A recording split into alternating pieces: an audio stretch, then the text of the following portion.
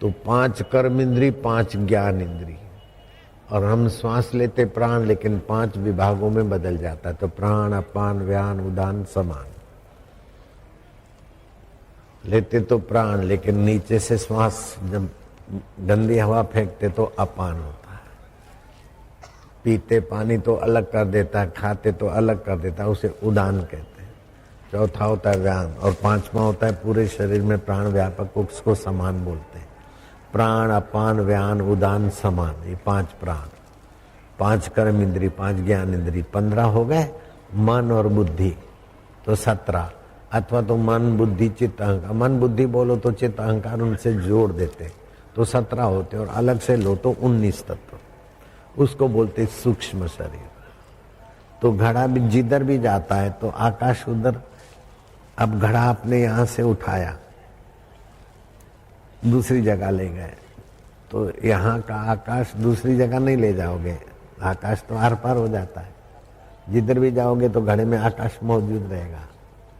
चाहे कांच का घड़ा हो, चाहे मिट्टी का घड़ा हो, चाहे लोहे का घड़ा और सील बंद हो, लोहे में से भी आकाश प्रसार हो जाएगा। आकाश भरपूर है।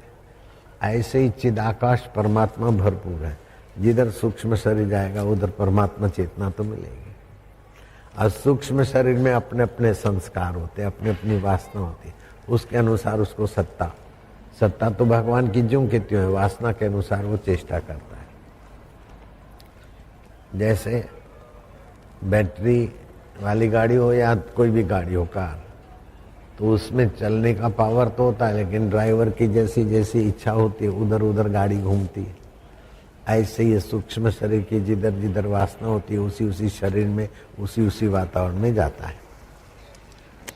तो मनुष्य को बड़ी स्वतंत्रता दी है भगवान ने कि अपनी इच्छा के अनुसार लोक लोकांतर में जाता है। ये जो इस ब्रह्मांड के बिना कई ब्रह्मांड है, तो उन ब्रह्मांडों की व्यवस्था अलग है। इधर तुम्हारे 1000 साल बीत गए और उधर 12 दिन भी नहीं बीते, ऐसे ब्रह्मांड भी है। योग वशिष्ठ में आती है कथा है। जैसे तुम्हारा 1 हफ्ता भी नहीं बीता, लेकिन तुम्हारे शरीर में जो बैक्टीरिया है उनकी तो कई पीढ़ियां बीत गई। ऐसे ब्रह्मा जी का एक दिन में तो 14 इंद्र बदल जाते, और मनुष्य तो कितने ही बदल जाते होंगे। देवताओं का एक दिन होता है तो हमारा 1 साल बीत जाता है। तो देश काल के अनुसार भिन्न भिन्न व्यवस्थाएं हैं, लेकिन उन सभी व्यवस्थाओं की गहराई में ये भूताकाश, चित्ताकाश, चिदाकाश, ये चिदाकाश परमात्मा सब में ज्यों के त्यों है। तो अपने को पंच भौतिक शरीर ना माने, अपने को चित्ताकाश ना माने, लेकिन चित्ताकाश में जो विचार आते हैं अथवा भूताकाश में जो कुछ होता है वो सब जिससे दिखता है वो एक रस आत्मा अपने को जाने तो व्यापक ब्रह्म में एकाकार हो जाएगा। अनंत ब्रह्मांडों में आत्मवेता फैल जाते। ये जो अपने को सूरज दिखता है ना, वो आकाश गंगा के सूरजों से सबसे छोटा सूरज है, लेकिन पृथ्वी से 13 लाख गुना बड़ा है। जब प्रलय होने को होता है तो आकाश गंगा का दूसरा, तीसरा, चौथा, ऐसे 12 सूरज तपते हैं। दूसरा सूरज आते ही प्राणी जात तो स्वाहा हो जाती।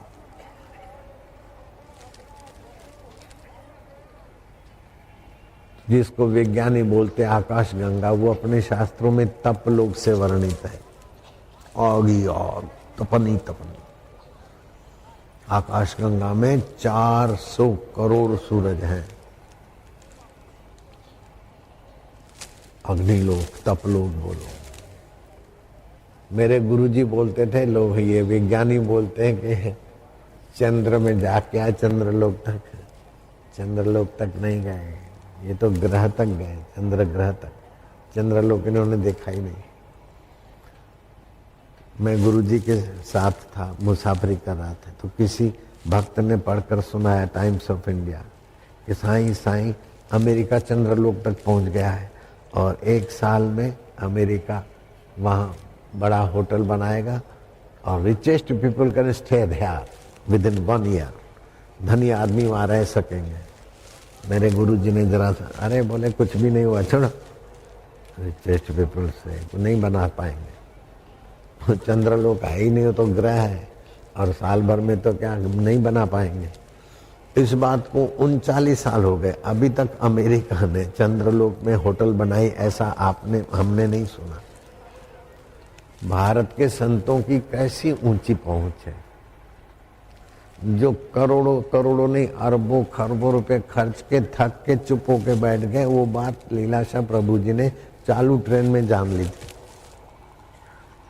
क्योंकि वो चिदाकाश में थे। और वो बेचारे विज्ञानी बुद्धि में होते हैं, मन में होते हैं, बुद्धि में होते हैं। तो बुद्धि मन तो बाहर का जानेगा, लेकिन जो स्वयं में बैठे हो तो अनंत ब्रह्मांड का जान लेते। जन्मेजय को भगवान वेदव्यास, परीक्षित की कथा, परीक्षित सुखदेव परीक्षित की भागवत में कथा आती है ना, तो राजा परीक्षित भगवान के धाम में चले गए, तो उनका बेटा जन्मेजय कथा सुनता था, और किसी कारण उसने कथा में शंका कर दी, तो उसको कोढ़ हो गया। तो फिर व्यास जी के पास गया, तो व्यास जी ने कहा, तुम्हारी बुद्धि में समझ ना आए तो उसको झूठा बोलना ये तुम्हारा अपराध है।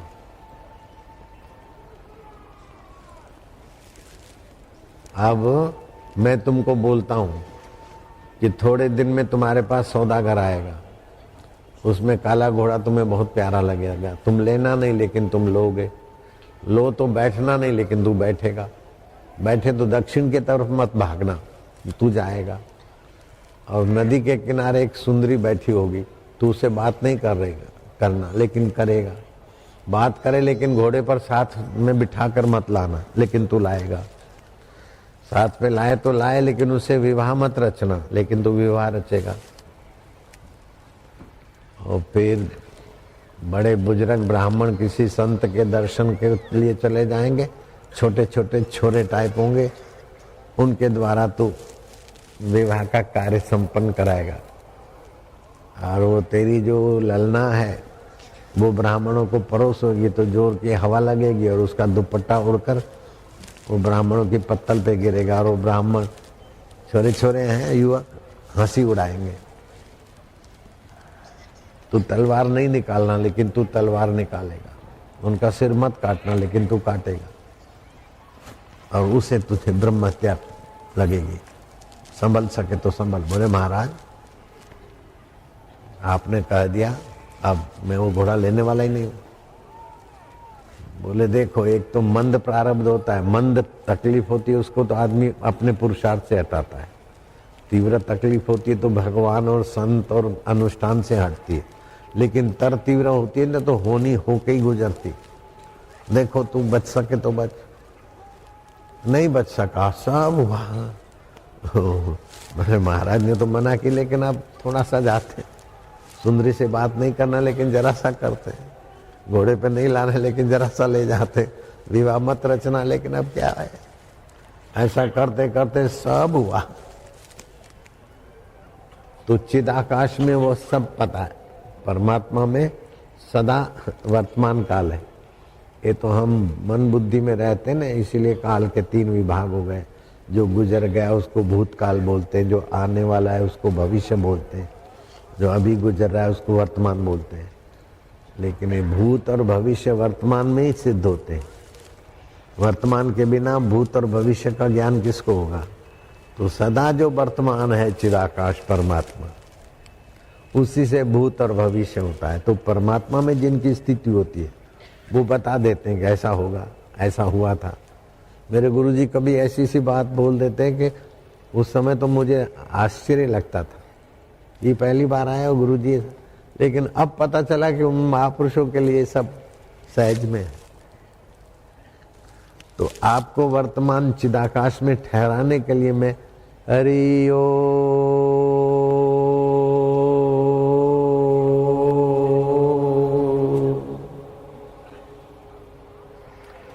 तो हरिओम का ह और आखिरी में माँ, उसके बीच संकल्प विकल्प नहीं होता, भूत भविष्य नहीं होता, वर्तमान स्थिति होती।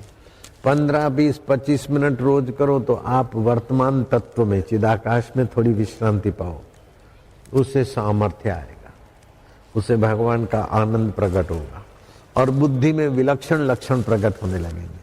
फिर आप 3 पढ़े हो चाहे 1 पढ़े हो, चाहे लालजी महाराज अथवा मेरे गुरुदेव की नाई, इस स्कूल में एक दिन भी नहीं रुके। हमारे मित्र संत थे, एक दिन भी स्कूल में नहीं रुके। मास्टर ने दबाव डाला तो मास्टर की देख करके वापस आए। बड़े अच्छे संत थे। हमारे गुरुजी भी शायद एक दिन रुके होंगे कि नहीं, वो साइन करते थे ना तो मैं देखता था। मैं कह सकता हूँ कि गुरुजी शायद 1 दिन 2 दिन रुके होंगे कि नहीं। साइन करने में, अक्षर लिखने में गुरुजी को समय लगता था। हम तीसरी पढ़े तो हमको समय नहीं लगता, लेकिन गुरुजी कितना पढ़े होंगे। सारी पढ़ाइयाँ जहाँ पूर्ण हो जाती, ऐसा पढ़े हुए महापुरुष के लिए हम कैसे कह सकते कि गुरुजी नहीं पढ़े थे। सारी पढ़ाइयों के मूल में पहुंचे थे। ब्राह्मी स्थिति प्राप्त कर, हमारी पढ़ाई यहाँ आप लोगों की यहाँ ये ग्रेजुएशन कुछ भी नहीं है उसके आगे। तो गुरुजी उसमें स्थित थे, तो उनके लिए तो तुरंत राम सुखदास महाराज भी तुरंत बात बता देते, और भी दूसरे कई संत। आप भी वहां पहुंच सकते हैं। वास्तव में सभी वहां पहुंचे हुए हैं, लेकिन वहां का पता नहीं। हर तरंग पानी से जुड़ा है, ऐसे सभी का मन परमात्मा से जुड़ा है, लेकिन बाहर भाग भाग के तुच्छ हो गया। रात्रि को आते हैं तो बेहोशी में, अज्ञानता में चले जाते हैं, लेकिन रात को भी अगर होश में आकर परमात्मा के निकट पहुंचो तो आपकी निद्रा योग निद्रा हो जाएगी, आपका कर्म कर्म योग हो जाएगा।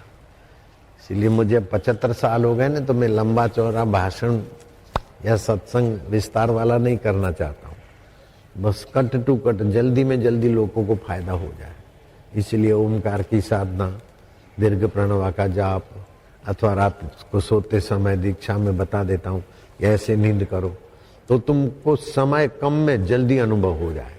कम समय में तुम्हारे विकार विकार भाग जाए, कम समय में तुम्हारे पाप बाप कट जाए, कम समय में तुम्हारी समस्याओं का समाधान। क्योंकि मेरे पास अब निवृत्ति का जीवन आ रहा है ना। नानक जी 60 साल में निवृत्त हो गए, मुझे 75 हो गए। तो मैं चाहता हूं कि जल्दी से जल्दी साधक उन्नत हो जाए और फिर मैं एकांत में। जितना आप परमात्मा में विश्रांति पाते उतना प्रकृति में आपका अधिकार जम जाता है, उथल पाथल हो जाते हैं। जीव की और ब्रह्मवेता की क्या पहचान है? जीव को कुछ भी है तो कर्म करना पड़ता है। भगवान और भगवान को पाए हुए महापुरुष का खाली संकल्प प्रकृति में काम कर लेता है। बरसात नहीं हो रही है बाबा, ऐसा है ऐसा है। बोले अच्छा जाओ इंदिरा को बोल देना, गाय कटती है, गायों की हत्या है इसीलिए दुखी हो रहा है देश, गायों की हत्या बंद कराओ। बाबा वो तो ठीक है, लेकिन मैं अभी अभी बना हूँ सिंचाई मंत्री, और लोग सोचते कि कैसा मंत्री है, काल पड़ गया। बोले अच्छा, मैं बाबा खड़े थे, देवरहा बाबा, मैं तो उनसे मिला था 2 बार, बड़ा स्नेह किया था, बड़े ऊंच कोटि के संत थे। जहाँ खड़े थे बालू में, बोले ले गठरी बांध ले। बालू की गठरी बांधी तो उनका सेक्रेटरी उठा रहा था। बोले नहीं नहीं, ये मंत्री बना है, ये उठावे ना, परिश्रम का पता चले, वो इनका काम है।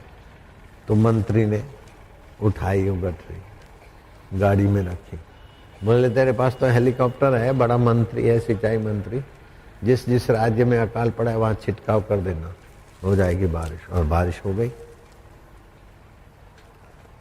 ये तो दिया बालू, बाकी ऐसे भी हो सकता है। उनके महापुरुषों के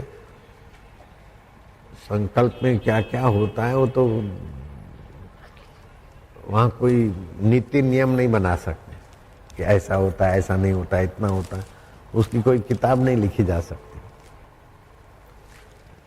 मत करो वर्णन हर बेअंत है। परमात्मा बेअंत है तो परमात्मा में विश्रांति पाए हुए महापुरुषों की लीला और सूझबूझ भी बेअंत है। ब्रह्मज्ञानी की मत कौन बखाने, गुरवाणी में आता है। ब्रह्मज्ञानी की गत ब्रह्मज्ञानी जाने। ब्रह्मज्ञानी को खोजे महेश्वर, ब्रह्मज्ञानी आप परमेश्वर। ब्रह्मज्ञानी का कथ्या न जाई आधा अखर, नानक ब्रह्मज्ञानी सबका ठाकुर।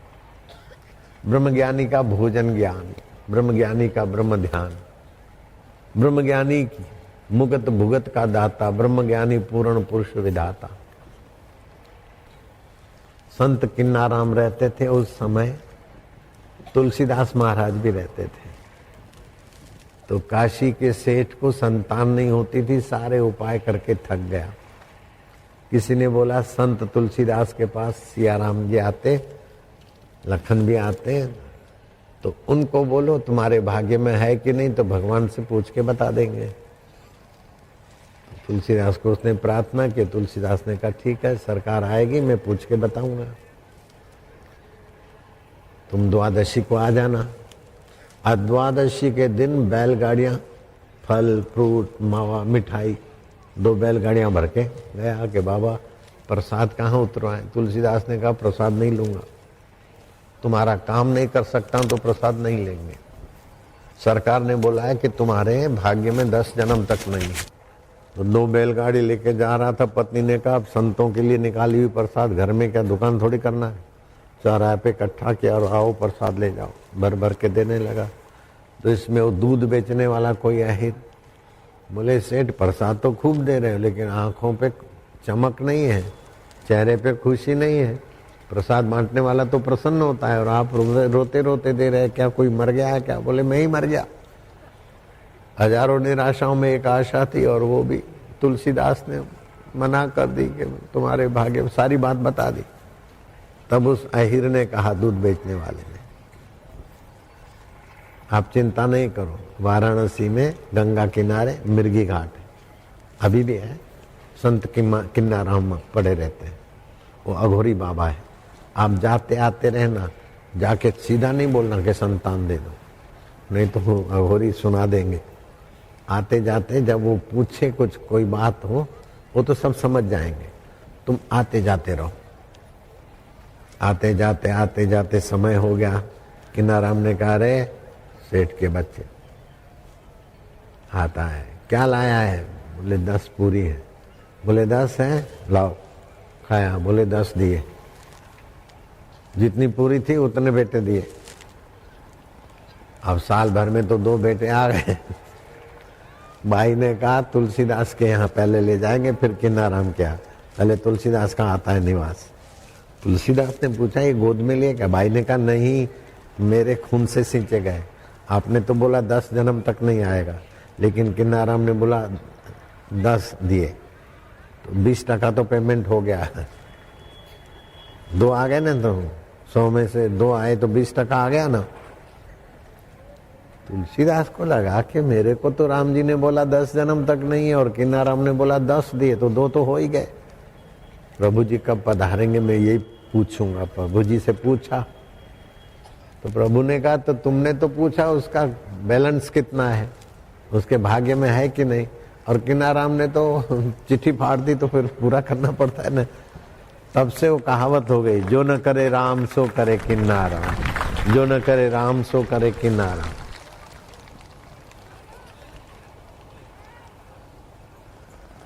तो योग समान बल नहीं, सांख्य समान ज्ञान नहीं। किन्नाराम का योग सामर्थ्य था। तो हनुमान जी को तत्व ज्ञान की महत्ता, योग सामर्थ्य तो हनुमान जी के पास पहले भी था, लेकिन तत्व ज्ञान के बिना हनुमान जी पूर्णता का अनुभव नहीं होता। तो राम जी की सेवा में लगे। तो मैं आपके जीवन में शरीर स्वस्थ रहे वो तो चाहता हूँ, वो प्रयोग बताता हूँ। मन प्रसन्न रहे ये भी मैं कोशिश करता हूँ और प्रसन्नता मिलती है आपको। बुद्धि में बुद्धिदाता का ज्ञान आपका ऐसा हो कि मृत्यु आए उसके पहले आपको अनुभव होना चाहिए कि जो मरता है वो मैं नहीं हूं, मरता शरीर है, मैं उसको जानता हूं, मैं चैतन्य हूं। मैं साक्षी हूं, मैं चिदाकाश हूं। ये भूताकाश में हरकत होती है, चित्ताकाश में चेष्टा होती है, लेकिन चिदाकाश विभु व्याप्त, वहां फिर वाणी नहीं जाती। ऐसी अनुभूति कि आपको प्यास हो और मैं उसका ज्ञान दूं और आप उसको सुनकर एकांत में पचा लो, तो यूं हो जाता है। फिर दुनिया की चीजों के लिए तुम्हें अलग से दौड़ना नहीं पड़ेगा, दुनिया की चीजें तुम्हारे पास खिंच खिंच के आएगी।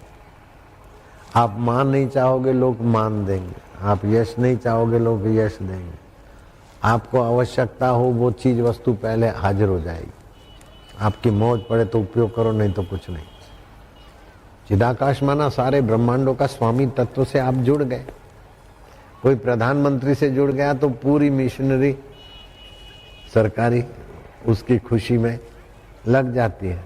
तो प्रधानमंत्री तो क्या है, सारी धरती के प्रधानमंत्री और राष्ट्रपति इंद्र के आगे बौने हो जाते। और आत्म साक्षात्कारी पुरुष को इंद्र देखकर उसका सम्मान करता है। ब्रह्म ज्ञानी संग धर्मराज करे सेवा। आत्म साक्षात्कारी पुरुष के चरणों में हम आए तो मरने के बाद यमराज भी हमारा आदर करते। आत्म साक्षात्कार इतना ऊंचा चीज होता है। भगवान के दर्शन करने के बाद भी आत्म साक्षात्कार तो बाकी रह जाता है। राम जी के दर्शन तो हनुमान ने कर लिए थे, अष्ट सिद्धि भी थी, फिर भी आत्म साक्षात्कार तो हनुमान जी को करना ही रहा। श्री कृष्ण के दर्शन तो अर्जुन ने किए थे, विराट रूप दिखा, भयभीत हुए, पहले विषाद में गए, लेकिन श्री कृष्ण ने जब अर्जुन को चिदानंद तत्व का ज्ञान दिया, तब अर्जुन को हुआ कि नष्टो मोह स्मृति लब्ध्वा। तो अब वो मान लेते हैं कि जोगी गोरखनाथ के गुरु मच्छंद्रनाथ राजा के शरीर में प्रविष्ट हुए, लड़के का जन्म हुआ, तो विकारी भावना से राजा के शरीर में नहीं घुसे। प्रजा धर्मात्मा है, धर्म लाभ करने के लिए राजा के शरीर में घुसे। तो जो बालक हुआ उसका नाम रखा धर्मनाथ। नाथ संप्रदाय थे। धर्मनाथ जब 12 साल के हुए तो मच्छंद्रनाथ राजा के शरीर में थे, अपने बेटे को राज तिलक कर दिया और फिर अपने शरीर में आ गए। आज भी प्रयाग के लोग जानते हैं, माघ महीने में धर्म द्वितीया मनाते हो, धर्मनाथ के स्मृति में। धर्म द्वितीया शुक्ल पक्ष की प्रयागराज में मनाते थे धर्म द्वितीया।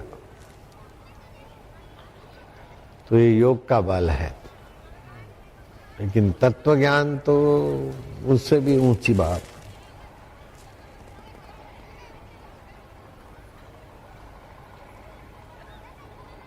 सारे तीर्थों में उसने स्नान कर लिया, सारे यज्ञ कर लिए, सारे तप कर लिए, सारे दान दे दिए, सारे पितरों का सदगति कर लिया। जिसने एक क्षण भी ब्रह्म परमात्माओं का ज्ञान सुनकर उसमें विश्रांति पाई। स्नातम तेन सर्व तीर्थम, दातम तेन सर्व दानम, कृतम तेन सर्व यज्ञम। उसने सारे तीर्थ कर दिए, सारा दान दे दिया, सारे यज्ञ कर लिए। ये न क्षणम मनः ब्रह्म विचारे स्थिरम कृत्वा। एक क्षण के लिए भी उस ब्रह्म परमात्मा का ज्ञान में मन को विश्रांति दिलाई।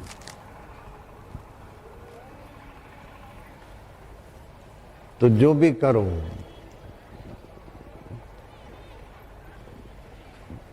तो सभी के रूप में वही परमात्मा चैतन्य चिदाकाश। इससे आपका ज्ञान जल्दी जागृत हो जाएगा, आपका भाव शुद्ध हो जाएगा।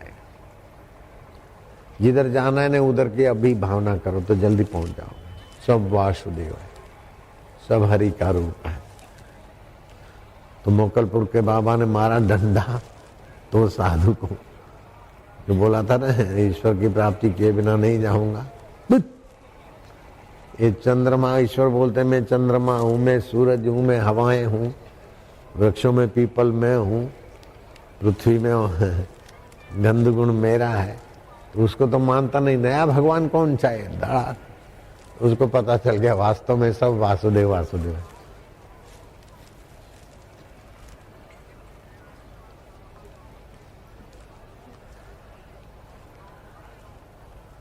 तो ऐसा नहीं कि सब वासुदेव हम उससे अलग हैं, हमारे सहित सब वासुदेव है। तरंग को मारो डंडा और उसको बोलो तू पानी है, वो तो पहले ही थी, पता चल गया तो अब मैं समुद्र हूं। ऐसे ही वो साधक बोले हाँ मैं ब्रह्म हूं, मैं चैतन्य हूं, आनंद हूं, मैं अमिट हूं, मेरे को कोई मार नहीं सकता। ये शरीर तो जिंदा नहीं रहेगा, फिर भी करोड़ों शरीरों में मैं हूं, और सारे शरीर महाप्रलय हो जाए फिर भी मैं रहता हूं, ऐसा अनुभव होता है। मरने का भय नहीं होता, जीने की वासना नहीं होती, मान की इच्छा नहीं होती और अपमान से पीड़ा नहीं होती, सुख की लोलुपता नहीं होती और दुख आपको दुखी नहीं कर सकता। ऐसे आप जीवन मुक्त हो जाते हैं, जीते जी मुक्त हो जाते हैं। 5 प्रकार की मुक्तियां होती है, 4 प्रकार की मुक्तियां तो मरने के बाद होती है, वो साधारण मुक्ति, लेकिन जीवन मुक्ति तो जीते जी होती है, वो महान मुक्ति है। आप पूजा करते अच्छा है, जो भी सत्कर्म करते, लेकिन ईश्वर के होकर करोगे ना तो बड़ा सरल हो जाएगा। आपकी त्रुटियां ईश्वर निकाल देंगे और आपको, जैसे बच्चा अपने तरफ से चलता है अच्छा है, लेकिन पिताजी की उंगली पकड़ता है तो सुरक्षित होता है, और पिताजी जब हाथ पकड़ ले तो बच्चा और सुरक्षित हो जाता है। ऐसे मैं भगवान का हूं, हम भगवान का स्मरण करते हैं तो समझो भगवान की उंगली तो पकड़ी, लेकिन बीच में हमारी आदतें, हमारे विकार हमको गिराते रहते कि प्रभु हम तुम्हारे हैं। तुलसीदास ने ऐसे ही किया, भगवान के गले पड़ गए। आप भी भगवान के गले पड़ो। मम हृदय भवन प्रभु तोरा, ये मेरा हृदय तेरा घर है और इसमें चोर बैठे हैं, काम क्रोध लोभ मोह अहंकार चिंता। मम हृदय भवन प्रभु तोरा, ताई बसे आई बहु चोरा, बहुत चोर घुस गए। मैं एक कल अमित बट मारा, मैं अकेला यात्री हूं और ये विकार 5 है, मेरे को गिराते रहते। कोई सुने नहीं मेरी पुकारा, रघुनायक बेगी करो संभारा। हे प्रभु जल्दी मेरी संभाल लो, नहीं तो फिर भगवान को डांटते भी हैं। देखो भक्त कैसा, नहीं तो अपयश होगा तुम्हारा। बोले भगवान का साधु, भगवान का भक्त होकर ऐसा करता, आपका अपयश होगा, मेरे को वो भी चिंता है। कैसे कैसे भक्त और भगवान स्वीकार कर लेते। मैं एकल अमित बट मारा, को सोने नहीं मोर पुकारा। रघुनायक बेगी करो संभारा, जल्दी मेरी संभालो, नहीं तो अपयश हो ही तुम्हारा। अरे ये साधु हो कैसा करता, अरे पुजारी हो कैसा करता है। तो पुजारी साधु तो भगवान के नाम से होते, अब मेरे से ऐसा होए तो आपका इज्जत का सवाल करो, जल्दी मेरे को बचाओ। भगवान तोतली मोतली भाषा भी अपने वाले की मान लेते। तो मैं भगवान का हूं, भगवान मेरे हैं, ये निश्चय जितना दृढ़ होगा ना, 95% तो साधना उसमें ही हो जाती, बाकी रही 5%। उसमें 3% तो आप अनुष्ठान सत्संग आदि, 2% विश्रांति योग। बस, और विश्रांति योग की ऐसी तरकीब है कि आपको लगेगा करे रे हम इतना दिन क्या कर रहे थे। आप रोज नींद करते, लेकिन नींद को विश्रांति योग बना लो। रोज कर्म करते, कर्म को कर्म योग बना लो। बस, कर्म किए बिना तो नहीं रह सकते, उसमें कर्म में योग जोड़ दो। नींद किए बिना नहीं रह सकते, उसमें नींद योग जोड़ दो। बस, नींद कंपलसरी है, कर्म भी कंपलसरी है। जो स्वाभाविक होता है उसमें खाली योग जोड़ दो। बस, मुफ्त में दोनों हाथ में लड्डू, दाढ़ी की दाढ़ी बाबा का बाबा। मेरे को तो ऐसा मिल गया खूब, दाढ़ी की दाढ़ी बाबा का बाबा, मुफ्त में मिल गया खजाना।